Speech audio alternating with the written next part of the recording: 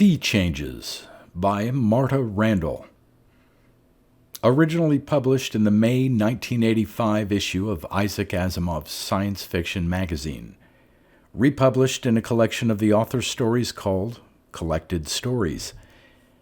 Read by Darrell T. Smith II for my channel Quasar Spectra. Sea Changes. It's been a long season, but I made my quota, and now I come with pleasure down to the coast for the autumn curing. Season's end brings me far south of my usual cove, but this one will do just as well. Sandy hills covered with rough grass slope to a small crescent beach, protected by arms of boulders on either side. The great warm ocean current piles fog along the mouth of the cove. It looks as though the end of the world lies just beyond the blue-gray rocks. Even at midday, the fog doesn't lift, lying dense at the cove's mouth and never entering the cove itself. In the sunlight, at the foot of the rolling grassy dunes, it is quite warm. The land slips gradually into ocean here. I strip and plunge into the sea, taking my spear with me. There is little to harm me on Green's Gate, but things still sting, or take occasional bites to find out what an alien tastes like. I've learned caution in 3 planet years. Small blue fish pierce the water over a rock and sand bottom. I inspect sea plants with jointed fronds, opalescent crustaceans, and near the breakers, something I can't identify. Whatever it is sports a mass of waving, lavender arms set with brightly colored flowerets. The mass moves as I move, sideways to the spill of the waves. Those pretty undulating arms look sharp. I don't like this. Fascinating creatures are of use, but cutting edges threaten my season's catch. 14 perfect hides, and the high prices they will fetch at McCree's 2 months from now. I prod the lavender thing with my spear. I come too close and it nicks my hand. I surface, curse, and suck at the tiny wound, then submerge again and prod in earnest. I can't find the body of the damned thing, but it seems firmly rooted in the seabed and not likely to come free. Back on the beach, I stick a plaster on the nick, stretch the season's pelts on their curing frames, and anchor them securely under the gently breaking waves. Camp goes up next. Foam hut, fire pit, various articles of furniture created at random from the saffron-colored leftovers of the hut. Such luxury after the long season following the herds, setting and baiting traps, searching for the perfect animal, the perfect pelt. Season of killing and skinning and wrestling heavy sacks from and up to Keem's sagging back, and dirt over everything, and hard rocks under my back at night. My camp is cluttered with soft things, but come winter the foam will melt harmlessly into the sand, leaving no trace of my curing camp. Keem watches my preparations with mild, silent perplexity. He shifts from foot to foot to foot to foot to foot to foot, 6-legged curiosity slouching about the camp, nuzzling into the sacks and containers. As I work, I reach out absently to rough his amber fur or pause to dig my nose into his large shoulder. He muffles softly, deep in his throat. His coat smells like a forest after rain. Big, quiet, improbable beast, the only animal I know I'll never have to skin, and for this virtue I am exceedingly fond of him. He wanders off to inspect the pale grass near at the dune's crest while I arrange things to my liking. It's going to be a good camp, I can tell. I smile, stretch, and fall asleep in the sun. Keem rouses me at twilight, prodding my stomach with his ungainly head. The sun falls into the gray mass of fog. The air smells gently of salt. I light the fire and prepare my meal. The sky is covered with stars, except where the fog hides them. When I crawl into my hut, I leave the flap open for the night air and the sound of waves. Keem stretches out between the hut and the fire pit, between myself and the sea. I wake suddenly, alert and tense, and reach for the skinning knife. The noise comes again, an uneasy grunting outside the hut. I balance the knife in my palm and crouch by the door, eyes closed, living through my ears. Keem? Keem. He twitches in his sleep, jerking his huge limbs and snorting.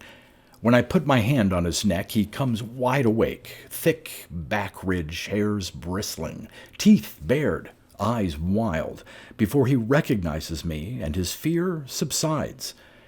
Keem having a nightmare.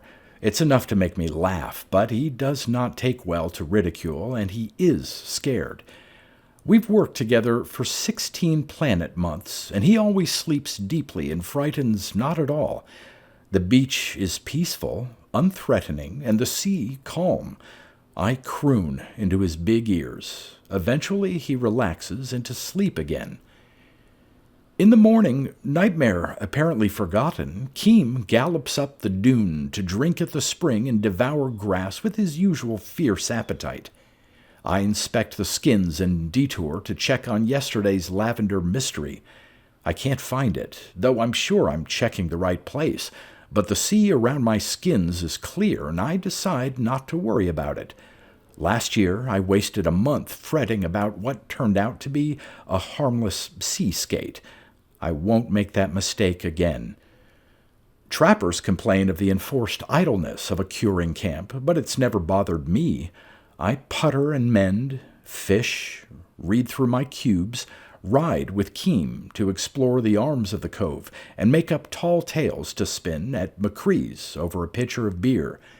This year I think I'll transform my lavender mystery into a sea monster, something unknown and dangerous and horrifying, something to keep trappers awake during next year's curing. It's a favorite sport among us. I'm not the only one to spend season's end hatching and polishing artistic lies. The thought gives me a moment of warm pleasure, and I gleefully give my monster another set of legs. The wind rises before sunset while I am at my fish dinner. It whips the fog at the cave's mouth, but the breeze in the cove itself is gentle, and the waves grow only a little. I make sure the skins are secure before rolling into bed. Keem shelters in the lee of the hut, tucks his head between front legs, tail between back ones, and leaves his middle legs to fend for themselves. This time, wind wakes me, high wind and pounding surf. I rush into the waves. A frame soars through the white water and chops down again. The entire chain is loose, the frames battering against each other and the hard bottom.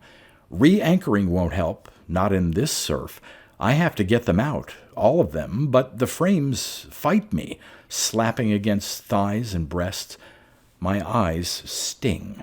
1, 2, 4. I fight them onto the beach, dump them, plunge into the surf again. Another 2, and 2. I grab for the last one as the waves throw something big and solid and animal on me. The cables rip from my hands. I clutch the thing as I go under, grabbing an arm, a thigh, snarling my fingers in a mass of hair. I'm holding a human, inert and heavy and probably dead. I grasp it and stagger up the beach. Keem snorts and backs away rapidly. I dump the body by the frames and run back to the waves. The person, body, thing can wait. My hides are ribboning against the rocks. I can only find 3 of them. I curse and mutter, drag the frames higher on the beach, and crawl to the fire pit to find out what I dumped there. I flick on a light and stare at it. I was right. It's human. Breathing. The back rises and falls, labored but regularly. Smooth cheeks, long, lank, browny yellow hair. I turn the body over to see the soft tumble of genitals, the flat chest. Whoever the hell he is, he shouldn't be here. Not by my fire pit or on my beach or by my ocean, but there's nothing to do about it now. His flesh is sea cold.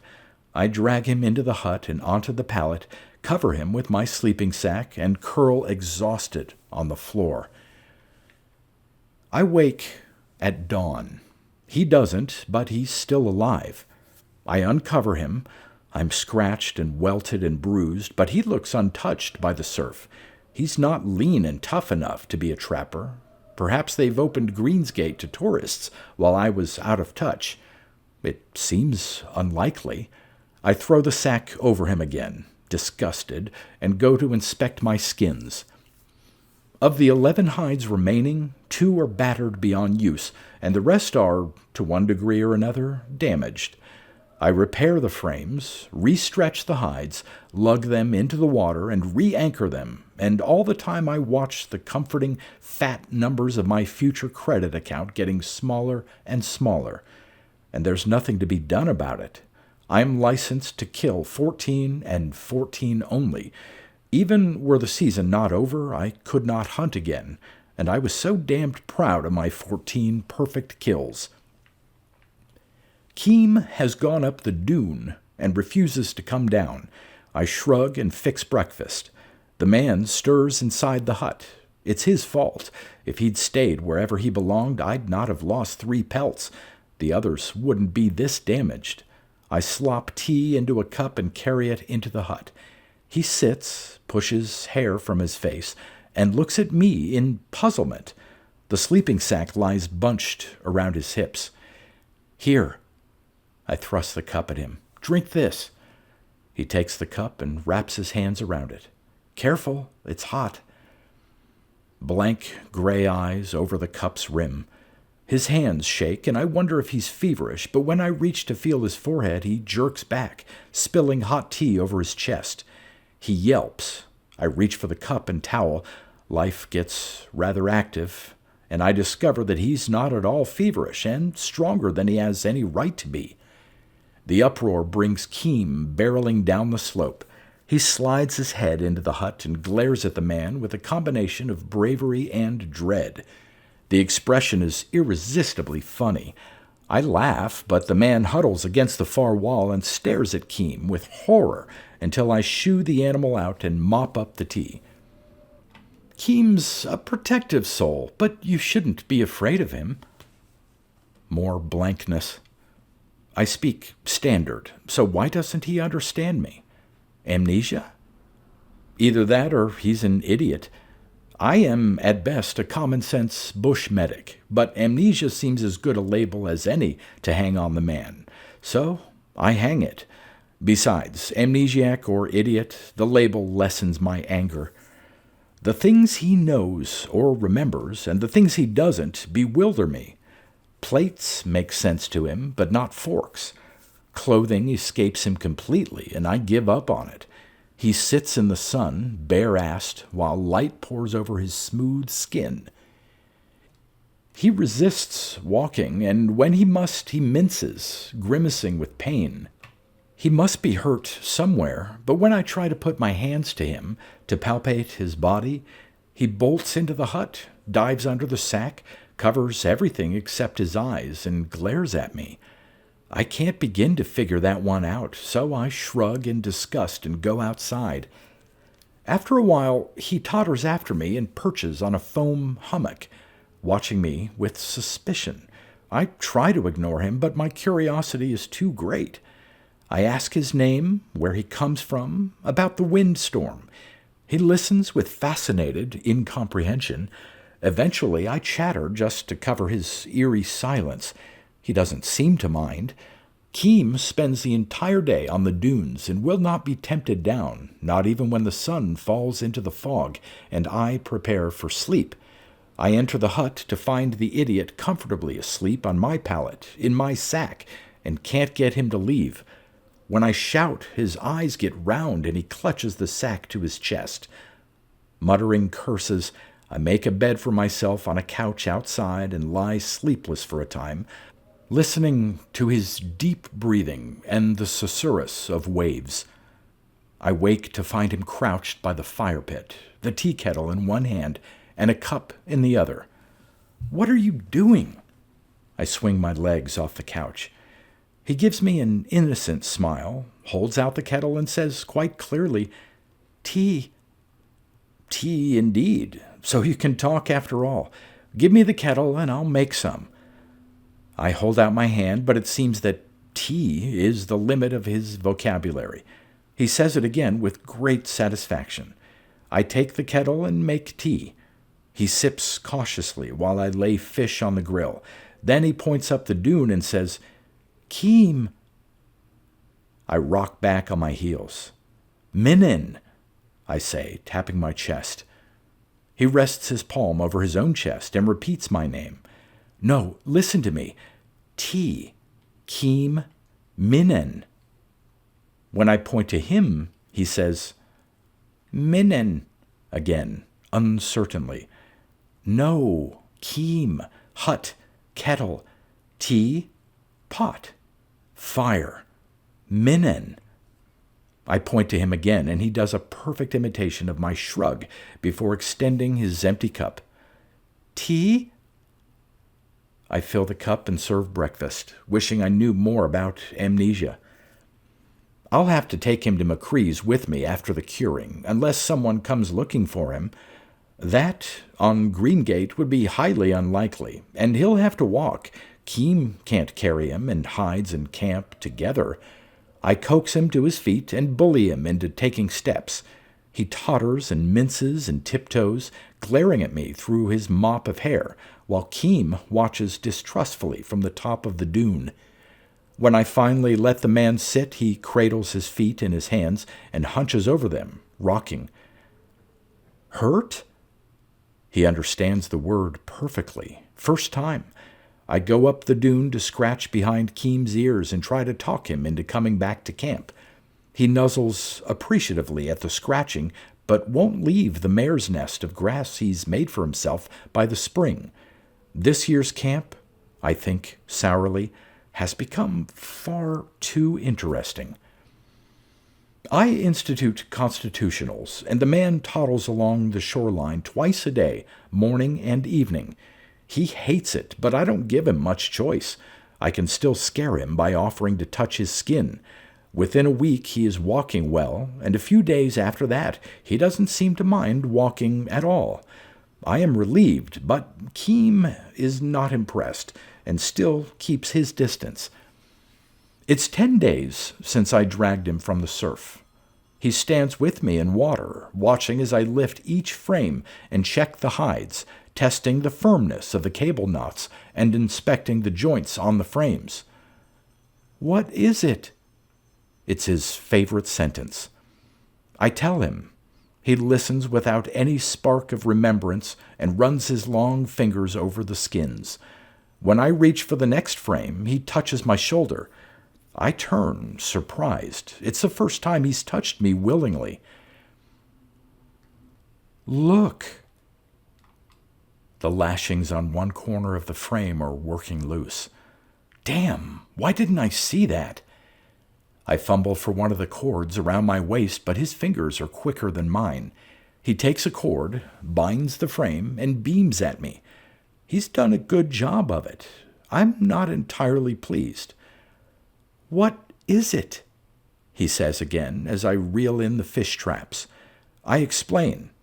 He frowns, then comprehension lights his face. "Fish," he says eagerly, and flops into the water. He surfaces immediately, coughing and sputtering. I grab his shoulder, and he jerks away from me. "That's not air, stupid. You have to hold your breath." Then I have to explain to him what that means.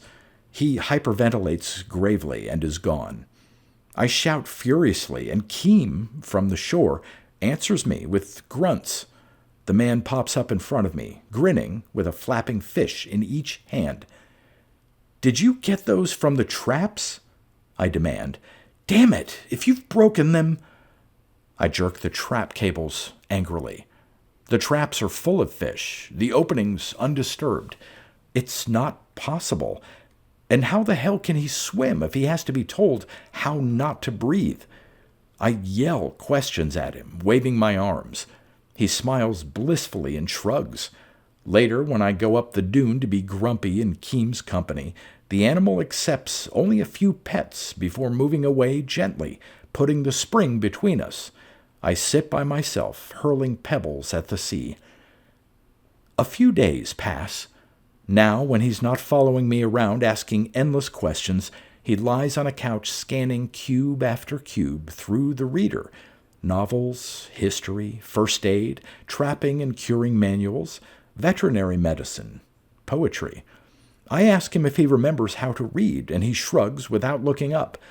The shrug annoys me. It's too expert a copy of my own, dangerously close to mockery.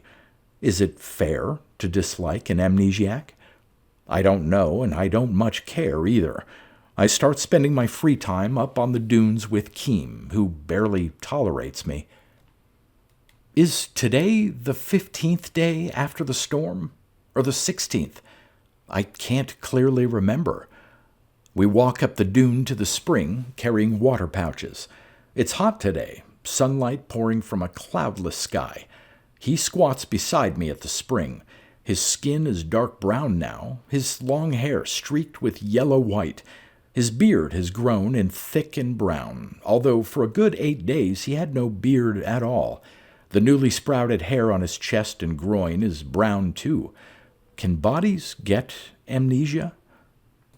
No, he's probably one of those who like full-body depilatories.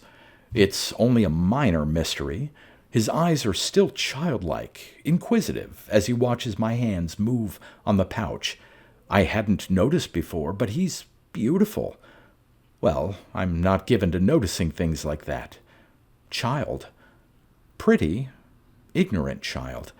This overgrown immaturity exasperates me. I've never been the parental type, and am not about to begin now. When my pouch is full, he fills his own, caps it, and walks beside me toward camp. Halfway down the dune, he stops and looks across the cove to the bleak, fog-bound promontory. I stop a pace further down, wondering what he sees. "It's very big, isn't it?" he said at last. "The sea? Yes, it's big." "Bigger than the land?" "Not on this planet, no." Silence. Then, "Cold and heavy," he says with loathing, and starts down the slope without me. I almost shrug, but catch myself in time. His language improves. His stance improves. He makes me uncomfortable. He strides around the camp. He brews tea and grills fish and makes conversation. Between one day and the next, he has outgrown the simple appellation of idiot or amnesiac and become an adult male human being. And desirable, unarguably desirable. It's been a long time. I've been looking forward to finding a suitable bedmate at McCree's and should not mind finding one before then.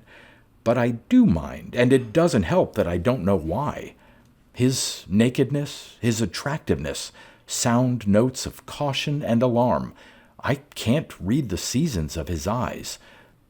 I start avoiding him, spending long hours checking the half-cured hides, sitting on boulders polishing my monster story, mourning my credit balance. But I can't keep my mind on any of it.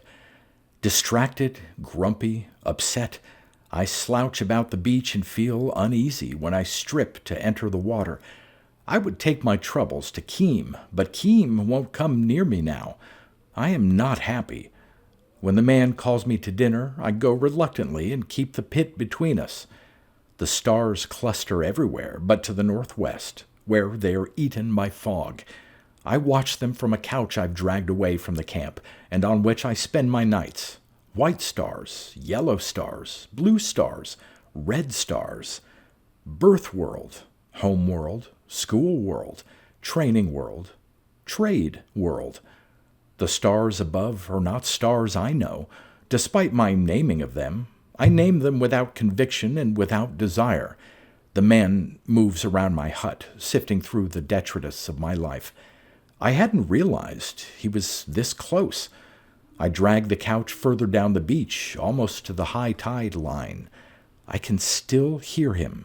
I cover my face with my arms. I've lost time.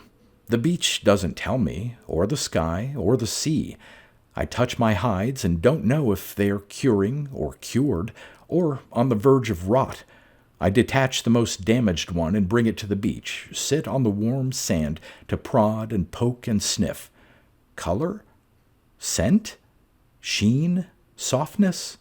I don't know anymore. It doesn't matter. I don't know why I worry about it. I leave the hide on the beach and go away.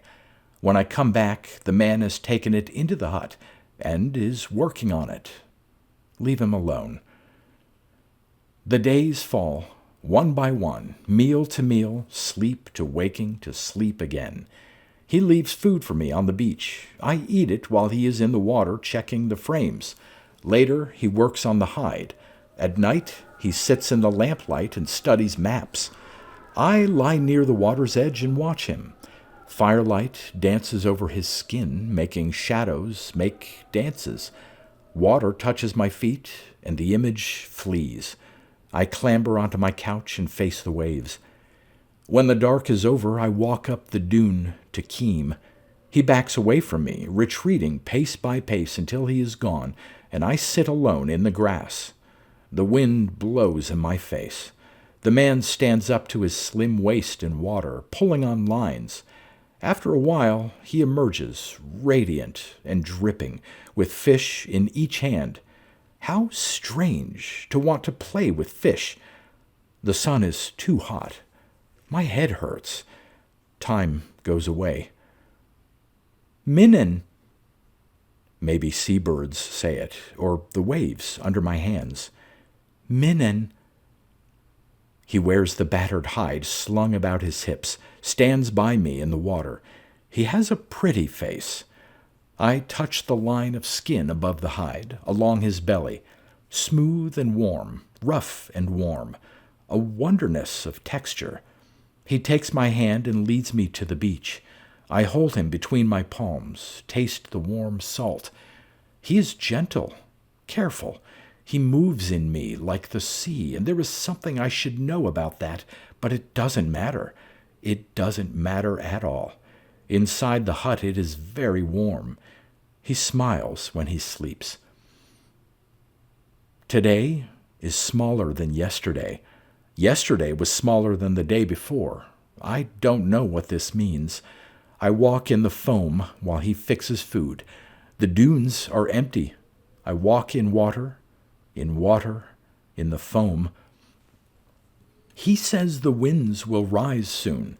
He sleeps outside to watch the skins. The hut is strange, with only me in it. I sit in the doorway. The waves shiver with moonlight. I walk into the water, cool on thighs and fingers, cool on breasts and arms. The sea glows. When the sun comes up, all red and angry, the sea looks angry too. The sun makes my shoulders sore. He walks into the water and removes carefully, delicately, one by one, the skins from the frames. He folds them and puts them in gray sacks. Something comes down the dune, six-legged, curious. The man takes things around the camp and puts them all together in a bunch with cloth and ropes, puts them on the creature's back. They hold their faces together. The man smiles. I move closer to the beach. Clear water slides around my knees. The man comes to me, wearing things on his body. He says things that I don't understand. I shrug and stand in water, watching. He turns to the beast and says something else, and they climb the dune and go into the hiddenness on the other side. The waves are higher now. The wind is cold. Sand moves and shifts beneath my soles. I look down through the clear water. Underneath, it is pretty and blue and shine like colors. There is in me a changing.